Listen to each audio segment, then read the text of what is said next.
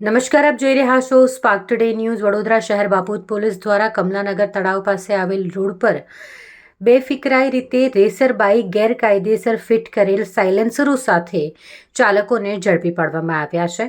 તેમના વિરુદ્ધ કાયદેસરની કાર્યવાહી કરવામાં આવી છે.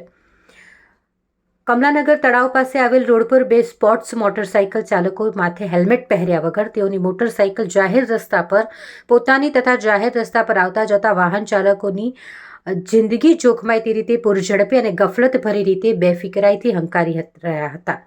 જેમને રોકીને તપાસ કરતા બંને રેસર બાઇકોમાં આરટીઓની મંજૂરી મેળવ્યા વગર ચાલકોએ રોફ જમાવવા અને અવાજ પ્રદૂષણ થશે તે હકીકત જાણતા હોવા છતાં પણ ગેરકાયદેસર રીતના ખાનગી દુકાનો પાસે સાયલેન્સરો ફિટ કરાવ્યા હતા અને આ રીતે તેઓ રેસર બાઇકો ચલાવી રહ્યા હતા, જે બંને ઈસમોને કોર્ડન કરીને તેમના વિરુદ્ધ કાયદેસરની કાર્યવાહી કરવામાં આવી છે.